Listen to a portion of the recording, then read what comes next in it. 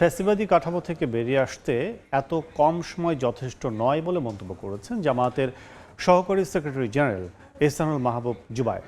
সকালে রাজধানীর সিরডাব মিলনায়তনে অন্তর্ভুক্তিমূলক গণতন্ত্র ও সংখ্যালঘুদের অধিকার এবং নির্বাচনী অঙ্গীকার শীর্ষক আলোচনা সভায় কথা বলেন জামায়াতের নেতা। ফ্যাসিবাদী কাঠামো থেকে বের হতে না পারায় মব ভায়োলেন্স সংঘটিত হওয়ার পেছনে অন্যতম কারণ বলে মন্তব্য করেন তিনি। এ সময় দেশে নতুন ফ্যাসিজমের উত্থান ঠেকাতে সরকার এবং রাজনৈতিক দলের যৌথ উদ্যোগ নেয়ার তাগিদ দেন বিশিষ্টজনরা।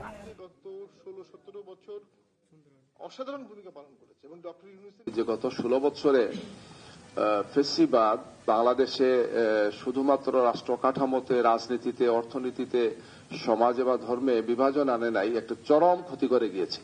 এটা থেকে বেরিয়ে আসার ক্ষেত্রে যে সময়টা আমরা পাস করেছি 1 বছরের চেয়ে একটু বেশি সময়, এটা আসলে যথেষ্ট নয়।